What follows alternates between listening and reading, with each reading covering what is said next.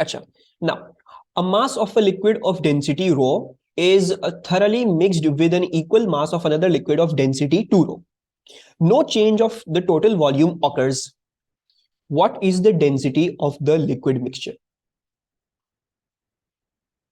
तो ये सवाल जो है वो खासा मुश्किल है और इसको अक्सर करते हुए बच्चों को प्रॉब्लम आएगी.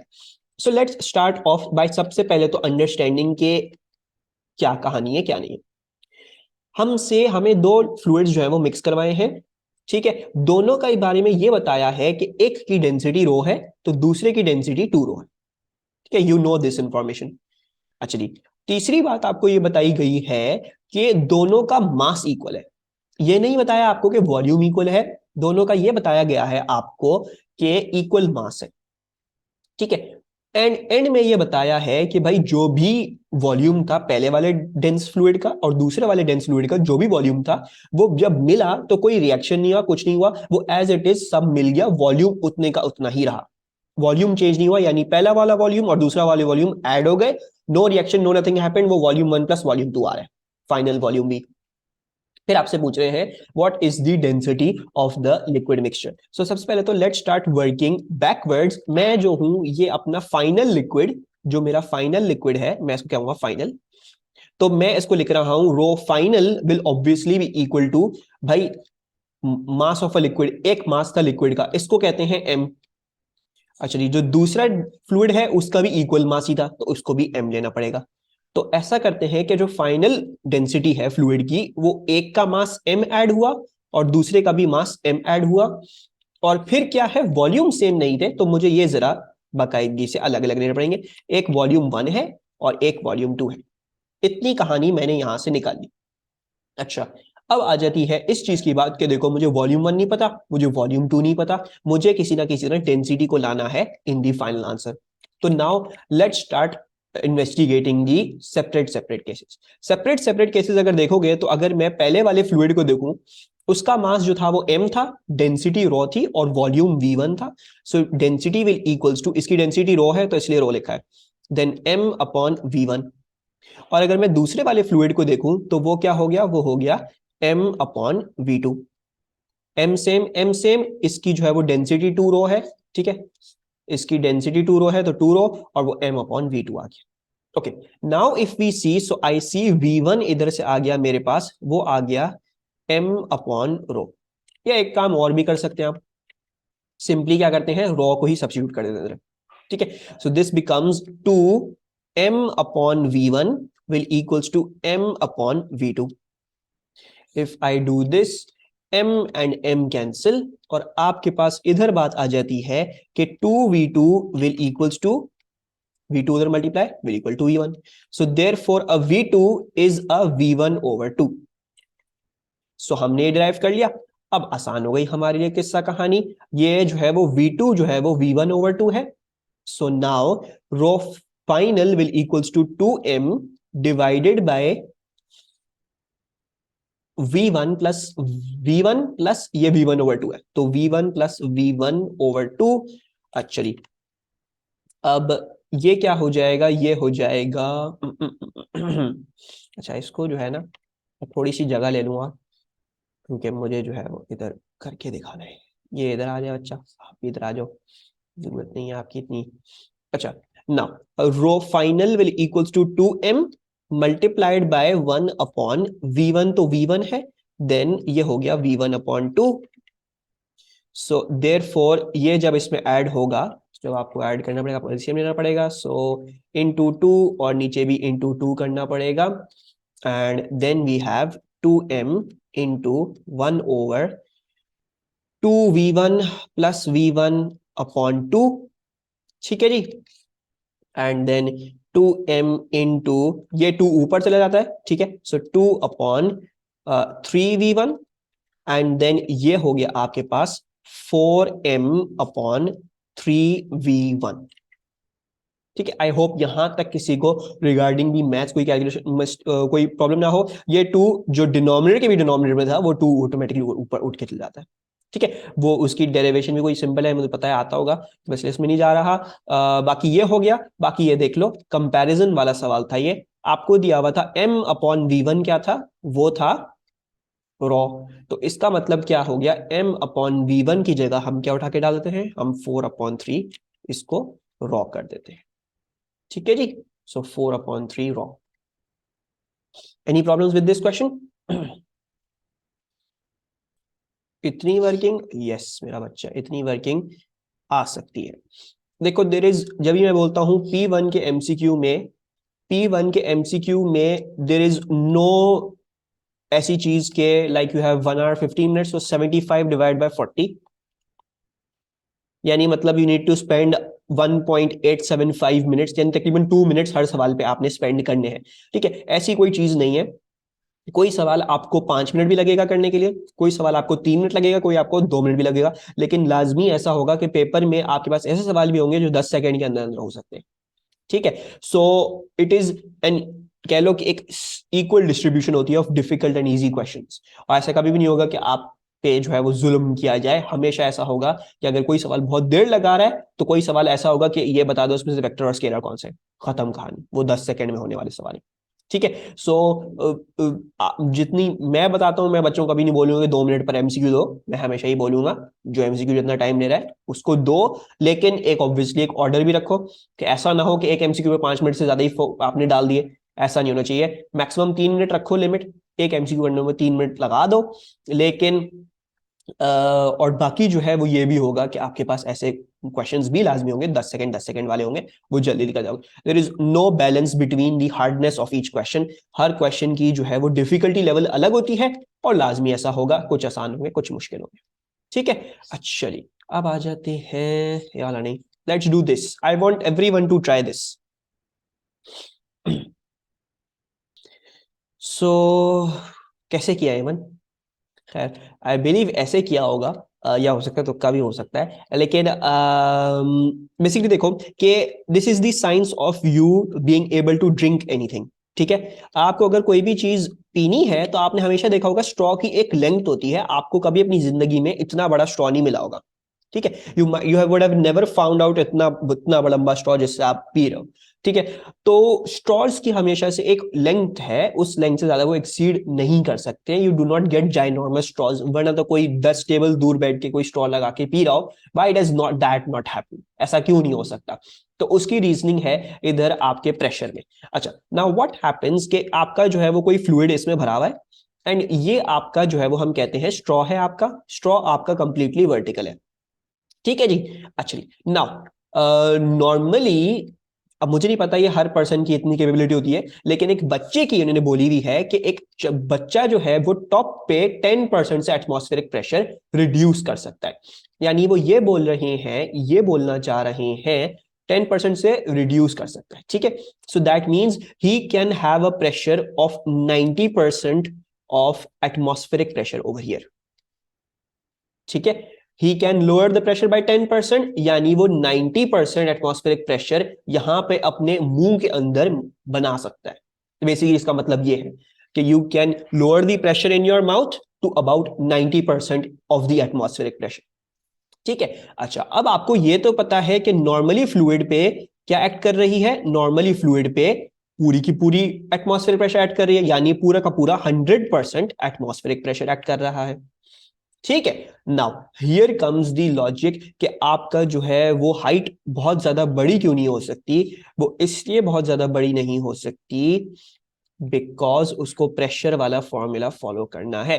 You know that delta P is equals to rho G delta H. ठीक है, नाउ डेल्टा पी क्या आ रहा है, 100% एटमॉस्फेरिक में से आपने 90% एटमॉस्फेरिक किया है, तो यानी 100% क्या हो गया, 100/100 माइनस 90/100। ठीक है, दोनों एटमॉस्फेयर हैं, तो मैं जो हूं वो, अच्छा एटमॉस्फेरिक नहीं बोला, हमें क्या बोला, हमें P0 बोला है ना। हाँ, हमें ये बोला है कि एटमॉस्फेरिक प्रेशर जो है वो पीओ है, तो हम इसको पीओ ही लिख लेते हैं जरा। ठीक है, ताकि ये इधर ही हमारे पास चीज हो जाए, तो this is a PO and this is also a PO. खैर बहरहाल वो एटमॉस्फेरिक प्रेशर ही है, एंड देन माइनस 90/100, ये भी पीओ, ये भी पीओ, will be equals to a rho G. And ये जो डेल्टा एच आता है वो इस तरीके से आता है, ये एक स्ट्रॉ की लेंथ जो है वो इस हाइट से लंबी नहीं हो सकती है। Now if you look at the delta H, वो क्या आ जाएगा, 100 minus 90 is a 10, 100 minus 90 is a 10, 10 upon 100, ये जो है वो आपका पीओ, और इधर से आपने जी और एच नीचे भेज दिए, तो जी और एच इधर नीचे आ गए। ठीक है, मैं पीओ इधर लिख रहा हूं और जी एच इधर आ गए हैं। 10 में से एक काटो नीचे, वो ये रह गया। So you will get PO upon 10 g h. So ये समझ लो कि ये एक डेरिवेशन है कि आपकी स्ट्रॉ की लेंथ कितनी हो सकती है। ठीक है, any problems with this question? हमेशा लेकिन ये देखोगे क्या चीज, कि एक बंदा जो भी जब भी सक करता है फ्लूइड, वो प्रेशर डिफरेंस क्रिएट करता है। वो कैसे होता है? क्योंकि आप जब भी सक करो तो आप अपने मुंह से अंदर हवा खींचते हो, right? You like, so you take in air. ठीक है, यू टेक इन एयर, उससे क्या होता है, आपके मुंह में पार्शियल वैक्यूम क्रिएट होता है, यानी 90% ऑफ एटमॉस्फेरिक प्रेशर अब आपके मुंह में रह गया। बाहर तो 1 एटमॉस्फेरिक प्रेशर है, तो उसकी वजह से क्या होता है, 1 एटमॉस्फेयर आपके मुंह के अंदर घुसना चाहती है। अब अगर उसको स्ट्रॉ के थ्रू चैनल कर दोगे तो 1 एटमॉस्फेयर आपके स्ट्रॉ के थ्रू घुसना चाहेगी। अब अगर उसके बीच में फ्लूइड रख दो तो वो फ्लूइड को भी साथ ले आएगी। तो बेसिकली ये है कहानी। This delta H represents the height of the straw, मतलब इधर से जो आपका ये टॉप ऑफ द फ्लूइड है टिल द माउथ। ठीक है, सो ये डेल्टा एच है, ये वही एच है। सही है, ठीक है, सबको समझ में आ रहा है? लॉजिक समझ में आ रही है? कोई प्रॉब्लम तो नहीं? एक बार और समझा दूं? अच्छा जी, मैं समझा देता हूं। अच्छा, basically the science of sucking anything through a straw is that कि यू क्रिएट अ, हाँ मैं और करवा रहा हूँ, इस तरह के बहुत सारे एमसीक्यूज हैं, स्पेशली इससे और मुश्किल एमसीक्यूज हैं। ठीक है, तो ये एक टॉपिक समझ लो कि ये ऐसा टॉपिक है क्योंकि सही से पढ़ाया नहीं जाता और बच्चे जो है इसको फॉर ग्रांटेड लेते हैं, तो उसके एमसीक्यूज अक्सर गलत करके आएंगे। ठीक है, अच्छा, नाउ समझो इस बात को कि जब भी सक कर रहे हो anything through a straw, sucking कैसे होती है? How do you suck? You create a pressure difference. There has to be a pressure difference between your mouth and the outside environment. ठीक है, जब भी टेस्ट ट्यूब में भी ये जो है वो 76 सेंटीमीटर राइज करता है। व्हाई? बिकॉज ये जो आपकी जो अंदर वाली गैस होती है, ठीक है, वट एवर ओवर हियर, वो यहाँ पे 1 एटमॉस्फेयर जब तक नहीं लगाएगी, जब तक आप ये फ्लूइड यहाँ पे रुकेगा नहीं। ठीक है, सो जब आप सक भी कर रहे हो, you need to create a pressure difference. आपके मुंह में और हवा के बीच में एक प्रेशर डिफरेंस होना चाहिए, तभी वो हवा अंदर आएगी। ये सांस भी आप ऐसे ही लेते हो। ठीक है, अब आपके आप जो है वो नाक में से हवा करके सारी लंग्स में ले जाते हो, तो और हवा अंदर आती है। So that's basically the science of anything going into your body. ठीक है, you have to reduce the pressure ताकि बाहर से नॉर्मली हवा जो है वो आपके अंदर आए। सही है ना? सो आपने क्या किया, आप आपका आपका जो है वो मुंह जो है वो यहां था, और आपको बताया हुआ है कि आप 90% कर सकते हो ऑफ एटमॉस्फेयर प्रेशर। वो कैसे अंदाजा लगाया? वो ऐसे अंदाजा लगाया कि child is capable of lowering the pressure at the top of the straw by 10%। अगर वो एटमॉस्फेरिक प्रेशर को 10% से रिड्यूस कर सकता है, तो एक्चुअल प्रेशर क्या हो गया? एक्चुअल प्रेशर ये हो गया कि 100% में से वो 10% माइनस कर दो, तो 90% पीओ आ जाएगा। तो वो 90% पीओ इधर ले आता है अपने माउथ में, एंड देन जो नॉर्मली फ्लूइड पे एक्ट करेगी वो ऑटोमेटिकली पूरी की पूरी पीओ होगी, दैट विल बी 100% पीओ। ठीक है जी, अच्छा जी, नाउ जब उसने ये किया तो the fluid will rise up. वो क्यों राइज अप कर रहा है? Because he has created a pressure difference. अब हमने यानी क्या किया, मैंने देखा कि भाई प्रेशर डिफरेंस का फॉर्मूला क्या था, delta P equals to rho g है डेल्टा एच। ठीक है, रॉ जी वैसा का वैसा, डेल्टा एच आपकी हाइट हो गई स्ट्रॉ की। तो हमने जो है वो सीधा सीधा फिर 100 में से 90 निकाला, मेरे पास 10 पीओ अपॉन 100 बच रहा था। मैंने जी एच कह रहा हूं, मैंने जी एच उधर डिवाइड कर दिया, रॉ जी है। क्या हो गया रॉ? ये हो गया हूं मैं बेगाना, रॉ जी है। ठीक है, तो मैंने इधर से रॉ जी जो है वो इधर डिवाइड कर दिए, एंड डेल्टा एच की मेरे पास वैल्यू आ गई पीओ अपॉन 10 रॉ जी। ठीक है, कोई प्रॉब्लम अब? बट क्वेश्चन में तो होल स्ट्रॉ की हाइट पूछी हुई है।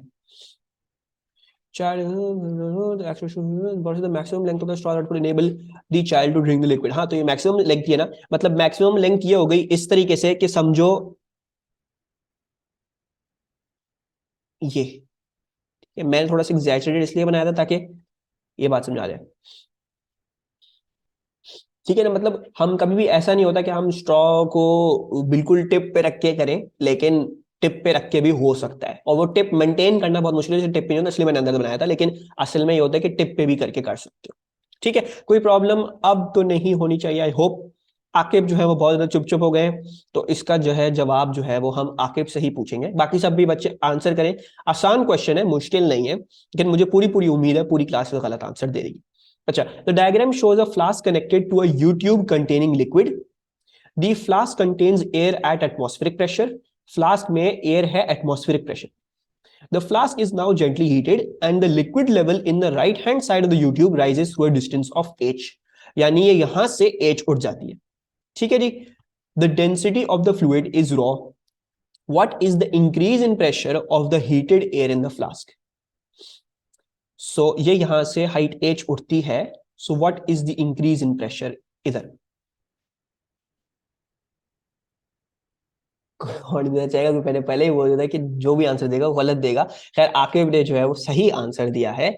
आकिब ने सही आंसर दिया है। वो क्यों सही दिया है?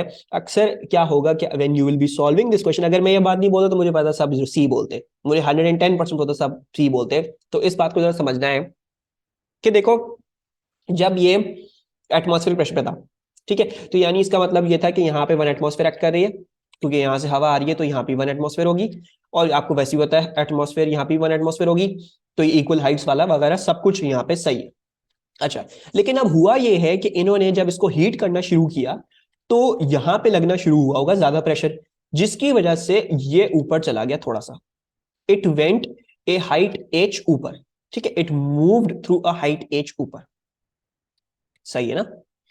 अच्छा जी, लेकिन ये जो है नहीं भूलिएगा कि जब ये हाइट एच ऊपर जाएगा तो ये हाइट एच, इसका मतलब ये नहीं कि वॉल्यूम एकदम से ऐड हो गया। Volume must remain constant. अगर ये यहां से हाइट एच ऊपर गया है तो यहां से हाइट एच नीचे भी गया होगा, तो इतना पोर्शन गया, ये हाइट एच नीचे भी गया है, जब भी तो ये हाइट एच उधर से बढ़ा है, right? So now if I want to calculate the pressure, ये पूरा आ रहा है बिटवीन दीज टू लेवल्स, ये लेवल एंड ये लेवल, ठीक है ना? तो बेसिकली ये जो गैस है वो यहां पे जो प्रेशर एग्जर्ट कर रही है वो जो है फिर मतलब, okay, let's go through this. जो भी हमने प्रेशर इंक्रीज किया इधर, वो इधर से आ रहा है, वो अब लग रहा है इस लेवल पे, ठीक है। जब वो इस लेवल पे लग रहा है तो वो लग रहा होगा इस लेवल पे, ठीक है, the same at this height. And now to make sure कि यहां पे ये सब कुछ बैलेंस्ड रहे, एटमॉस्फेरिक प्रेशर तो स्टिल भी 1 एटमॉस्फेयर है, लेकिन ये height of the fluid increase करनी पड़ गई ताकि रॉ जी एच आपका ज्यादा आए और ये यहां पे वो प्रेशर मेंटेन किया जा सके, ठीक है। बहरहाल ये मैं चीज अभी 2-3 एमसीक्यूज और आगे में क्लियर करता हूं अच्छी तरीके से, लेकिन इस बात को जरा समझ ले कि वॉल्यूम जब एक जगह से, जब वॉल्यूम कांस्टेंट रहना है, एक जगह से हाइट बढ़ी तो दूसरी हाइट जगह से हाइट जरूर लाजमी डिक्रीज होगी। तो आपका जो टोटल चेंज इन हाइट आ गया वो 2h आ गया। सो आपकी प्रेशर क्या हो जाएगी? वो हो जाएगी rho G and then 2h and then 2 rho G H. ये आ गया आपका प्रेशर। Any problems? कोई कंफ्यूजन? अच्छा, two bulbs X and Y containing air at different pressures are connected by a tube P which contains two mercury threads। ठीक है, एक 16,000 Pascal's पे है, एक 8,000 पास्कल्स पे है, और ये इस तरह से कनेक्टेड है, और इसके अंदर सारा का सारा क्या है? Mercury. All of this is mercury, ठीक है जी। अब आपसे ये पूछते हैं, डेंसिटी भी बताई हुई है मर्क्यूरी की डेंसिटी बताई हुई है या प्रेशर ही बताए हुए हैं। आपसे ये पूछ रहे हैं कि H1 और H2, ये जो पेयर ऑफ वैल्यूज हमने आपको दी है, ये H1 और H2 की, इसमें से कौन सी पॉसिबल है, क्या हो सकता है, क्या नहीं हो सकता है, तो जरा आप हमें ये समझाएं। अच्छा, नाउ अब इसको ब्रेक डाउन करते हैं। Now gases exert equal pressure at all ends, तो अगर यहां पे 16,000 पास्कल्स का प्रेशर है, if there is a 16,000 Pascal's का प्रेशर, सो दैट मींस कि यहां पे भी गैस एक्सर्ट करेगी इक्वल प्रेशर, तो मतलब यहां से लेके यहां तक इधर भी ये क्या एक्ट कर रहा है? इधर भी 16,000 पास्कल्स ही है, सही है ना? Over here too you have a 16,000 Pascal's.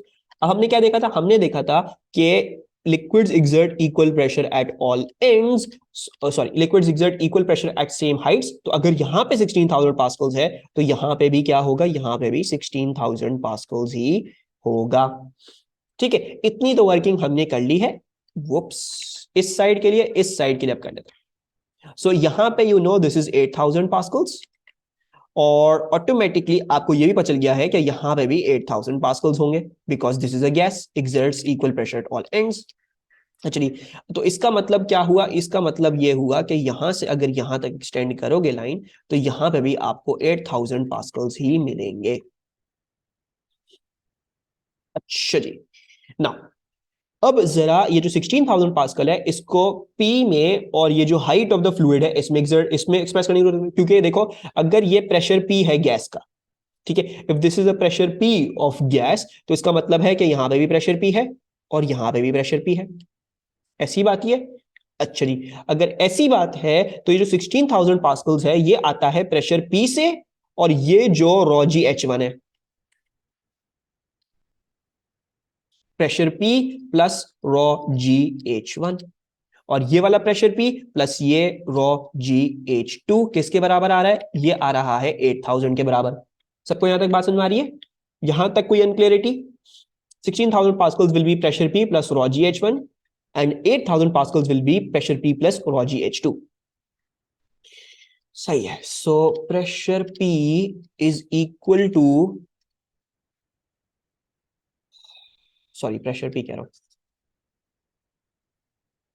Repeat कर दूं ये, कहां से करूं रिपीट, आके पूरा, चलो पूरा ही कर लेते हैं। अच्छा आके ये देखो, एयर प्रेशर था 16,000 पास्कल्स, ठीक है, gases exert equal pressure at all ends, तो 16,000 पास्कल्स ये गैस जहां तक जा रही है वो वहां पे भी 16,000 पास्कल लगाएगी।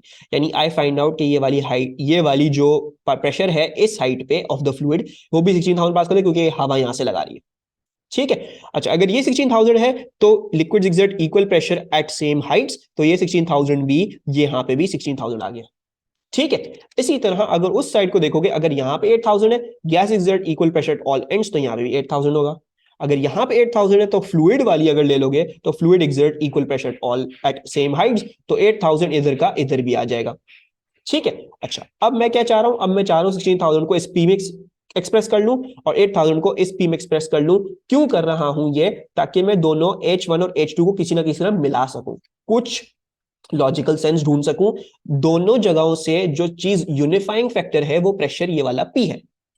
ठीक है, उसमें ही हो सकता है रॉजी बराबर होंगे, रॉजी बराबर होंगे, लेकिन प्रेशर पी में अगर एक्सप्रेस कर दें तो दोनों इक्वेशंस को मिलाया जा सकता है और फिर वैल्यू निकाली जा सकती है। ठीक है, तो वो करना चाह रहा हूं मैं। अच्छा अब अगर देखोगे ये कि ये गैस प्रेशर पी पे है, तो यहां पे ये प्रेशर पी एक्सर्ट कर रही होगी और यहां पे भी प्रेशर पी एक्सर्ट कर रही होगी। अब जो इस हाइट पे जो प्रेशर है, इस फ्लूइड में जो इस हाइट पे जो प्रेशर है वो किस वजह से कॉज होता है, वो कॉज होता है because of the weight of the fluid above that height. तो इसका वेट ऑफ द फ्लूइड का प्रेशर कैसे निकलेगा, वो रॉ GH1 से निकलेगा। उसमें ऐड करना पड़ेगा ये प्रेशर पी जो गैस ऑलरेडी यहां पे लगा रही है। So basically a 16,000 pascals is equals to a rho GH1 plus this pressure P, और ये जो आपका क्या कहते हैं, ये जो 8000 है वो होगा pressure P plus this raw GH2। ऐसा ही है, समझ आ गया आके? Raw GH2 plus pressure P. ठीक है जी। अच्छा जी, अब ऐसा करते हैं, जरा प्रेशर पी को सब्जेक्ट बनाते हैं और दोनों इक्वेशंस को मिला देते हैं ताकि H1 H2 का लिंक निकाल सकें कि वो क्या है। अच्छा now if we do that, हमें पता चलता है कि, सही है, अगर मैं ये करता हूं तो मैं इसको अगर प्रेशर को सब्जेक्ट बना लूं, प्रेशर पी को सब्जेक्ट बना लेते हैं, तो 16,000 माइनस रॉ GH1, ठीक है ना, और ये हो जाएगा 8,000 माइनस रॉ GH2। ठीक है ना। अब प्रेशर पी दोनों साइड्स पे हो गया है, ये गलत हो गया है, एक सेकेंड, ये जो है प्रेशर पी इसके बराबर है। Now let's equate these two things. So 16,000 minus rho GH1 will equals to 8,000 minus rho GH2। अच्छा हमारे पास ये बात आ गई है, अब तक ये बात आ गई है, रॉ की वैल्यू दी हुई थी। हाँ रॉ की वैल्यू दी हुई है और जी की वैल्यू भी हमें पता होता तो हम उसको अब प्लग इन कर लेंगे। थोड़ा सा और सिंप्लीफाई कर लेते हैं। मैं 8,000 को उधर भेज रहा हूँ, इस चीज को उधर लेके आ रहा हूँ, तो 16,000 माइनस 8,000, इधर 8,000 बच गया। ये उधर गया तो ये हो गया रॉ जी H1 माइनस रॉ जी H2। ठीक है जी। अच्छा जी, और एक और काम कर लेते हैं, इसमें से रॉ जी कॉमन ले लेते हैं। सो रॉ जी कॉमन लेने के बाद मुझे पता चलता है कि H1 माइनस H2 इधर आ गया और ये 8000 बन गया। ठीक है। अच्छा, अब ये रॉ जी को उधर भेज देते हैं। सो 8000 डिवाइडेड बाय रॉ क्या दिया हुआ है, 13600 हमें ये दिया हुआ है। सो 13600 और जी जो है वो आपको पता है वो एसआई यूनिट्स में अपने 9.81 होती है। So this is an H1 minus H2। ये साइड कोई कैलकुलेट करके बता सकता है मुझे क्या आ रही है? जहां तक मेरा अंदाजा है it is 0 point, thank you I 0 point. Rosy cancel नहीं हो जाना चाहिए, नहीं रॉजी कैंसिल कैसे हो जाएगा? रॉजी H1 है माइनस रॉजी H2 है। ठीक है। सो ये H1 और H2 होने की वजह से दे वोंट कैंसिल आउट। ठीक है, ये ऐसे है कि ये 2 रॉजी माइनस 3 रॉजी लिखा हुआ था, H2 और H1, तो this will B 1 rosy, right? Rosy cancel नहीं कर सकते इसमें। ठीक है ना? अच्छा जी, ये मैं इरेजर टूल से मिटा दूं। अच्छा जी, मेरे पास जो आंसर आया है वो तकरीबन तकरीबन आया 0.06 मीटर्स जो है वो H1 माइनस H2 आ रहा है। ठीक है ना? बड़ी इंपॉर्टेंट इंफॉर्मेशन आ गई है। हमें सेंटीमीटर्स में पूछा हुआ है, इसको सेंटीमीटर्स में जरा एक्सप्रेस कर लेते हैं। 1 2 this will be 6 centimeters equals to H1 minus H2। Very very important. यानी H1 में से H2 जब निकालोगे तो 6 सेंटीमीटर आने चाहिए। ठीक है, तो उसका मतलब यह हुआ 4 माइनस 2 2 देता है, आंसर गलत। 6 माइनस 6 0 देता है, आंसर गलत। 12 माइनस 18 आपको माइनस 6 सेंटीमीटर देगा और 18 माइनस 12 आपको 6 सेंटीमीटर देगा। So that means D is the correct option, right? मजे का था एमसीक्यू? टॉर्चर फील हुआ? क्लियर? ओके जी। तो जरा जल्दी से अगर हम ये वाला सवाल भी कर ले। ठीक है, ये आप लोग मुझे जल्दी से बता दो। पाइप एक एंड पे closed end contains gas trapped bye a column of water. The atmospheric pressure is this, the density of water is this, what is the pressure of the gas? Gas का pressure क्या है? के पास सी आ रहा है। So basically अगर gas है, कुछ ना कुछ अगर प्रेशर है इस गैस का, तो इसका मतलब ये हुआ कि वो इस एंड पे भी वही प्रेशर एक्सर्ट कर रही होगी, right? So this is the pressure P that it is exerting. चलिए, अब अगर लिक्विड की इक्वल हाइट पे देखोगे तो इसका मतलब ये हो गया कि यहां पे भी क्या है, यहां पे भी प्रेशर पी है। इफ दैट इज दैट तो हम यहां से वर्किंग कर सकते हैं भाई, यहां से 1 एटमॉस्फेयर का प्रेशर लगेगा और ये 5 मीटर्स की हाइट है। So basically pressure P is equals to a 1 atmosphere. 1 atmosphere को जरा अच्छा लिखा हुआ भी है, 1 इंटू 10⁵ पास्कल्स ले लेते हैं एंड प्लस ये वाला रॉ जी एच, हाइट ये लेंगे वर्टिकल वाली। सो रॉ क्या है, रॉ 1000 है। जी क्या है, जी 10 है। हाइट क्या है, हाइट 5 है। So this works out to be, अगर वर्किंग कर लोगे तो 1.5 इंटू 10⁵ पास्कल्स जो है ये एग्जैक्ट वर्कआउट करेगा। So this is your answer. I hope there are no confusions. अब चलते हैं इस सवाल पे। बड़ा मजे का सवाल है और इसमें वो बात आ जाती है कि मर्क्यूरी की सेंटीमीटर या मिलीमीटर जो भी दिया हुआ है उसी में ही कर लो कैलकुलेशन। ठीक है। अच्छा, now W shape tube contains 2 amounts of mercury, each open to the atmosphere. Air at pressure P is trapped in between them. The diagram shows two vertical distances x and y. सही है ना? तो ऐसा कुछ case scenario है। Okay. Now, atmospheric pressure is equal to the pressure that would be exerted by a column of mercury of height 760 millimeters. The pressure P is expressed in this way. Pressure P को बोल रहे हैं भाई, वो express उसी वे में होगा. Which values of x and y and p are possible? ठीक है ना? सो अब देखो मिलीमीटर्स में ही पूछा हुआ है, पी मिलीमीटर ऑफ मर्क्यूरी, तो मिलीमीटर ऑफ मर्क्यूरी में ही कैलकुलेशन कर लेते हैं, एटमॉस्फेयर वगैरह में जाने की जरूरत नहीं है हमें। ठीक है। अच्छा, now first of all you see कि यार यहां पे एटमॉस्फेरिक प्रेशर एक्ट कर रहा है। एटमॉस्फेरिक प्रेशर कितना है in millimetres mercury? That is a 760 millimetres of mercury. ठीक है ना? सो अच्छा, फिर उसके बाद ये कुछ फ्लूइड की हाइट है और ये इधर से हाथ जाता हुआ इधर तक आता। नाउ आई नो भाई, अगर इधर तक मैंने कंसीडर करना है तो जो इधर जो प्रेशर है, जो प्रेशर पी होगा एयर, क्योंकि ये इधर प्रेशर पी में है तो इधर प्रेशर पी जो है वो उधर भी प्रेशर पी ही आ रहा होगा। और वो प्रेशर पी भी किसके बराबर हो जाएगा, वो प्रेशर पी फिर इसके बराबर हो जाएगा कि वो 760 millimetres plus x millimetres of mercury के बराबर हो गया। सब क्वेश्चन में आ रही है बात। मैंने अब देखो, मैंने जो है वो प्रेशर पी को मिलीमीटर ऑफ मर्क्यूरी में ही एक्सप्रेस कर लिया। Pressure P is equal to 760 plus this x millimeters of mercury. ठीक है, ये मर्क्यूरी था इसीलिए इसको x मिलीमीटर ऑफ मर्क्यूरी ले लिया। अच्छा, इसी तरह let's go on to the other side. भाई जब ये प्रेशर P है तो उधर भी जाके ये भी प्रेशर P होगा। अगर ये प्रेशर P है तो इस लेवल पे ये जो प्रेशर है वो भी प्रेशर P होगा। अगर ये प्रेशर P है तो ये मैं कैसे दे सकता हूं, ये मैं ऐसे दे सकता हूं क्योंकि मुझे पता है भाई इधर 760 मिलीमीटर ले लो because that is how much atmospheric pressure is. और ये आ गया आपका, ये मिलीमीटर निकालने के लिए 50 में से वाई सब्ट्रैक्ट करना पड़ेगा। ठीक है, so basically pressure P equals to 760 plus 50 में से वाई निकाल लेते हैं, so 50 minus Y. So we see की जो प्रेशर P है वो आता है 810 minus Y. Any problem still here, कोई कंफ्यूजन? अच्छा, अब जरा जो है वो इन दोनों को इक्वेट कर लेते हैं। तो जब इन दोनों को इक्वेट करोगे तो आपको नजर आएगा कि 760 plus X must be equal to 810 minus Y. किस इक्वेट किया, पीपी था दोनों साइड में। ठीक है, सो ये आ गया एंड देन यू सी अगर मैं वाई को उधर ले जाऊं सो एक्स प्लस वाई किसके बराबर होना चाहिए, वो 810 माइनस 760 50 मिलीमीटर के बराबर होना चाहिए। X plus Y must be equal to 50 millimeters. अच्छा, ये आ गई है हमारे पास। तो सबसे पहले तो ये आंसर कैंसिल कर देते हैं और ये वाला आंसर कैंसिल कर देते हैं। भाई 50 आना चाहिए, 20 प्लस 30, 30 प्लस 20 50 देगा। ठीक है, अब अगर ये दोनों आंसर सही है तो हमें जरा जो है वो ये पी निकाल लेते हैं कि वो पी क्या आएगा।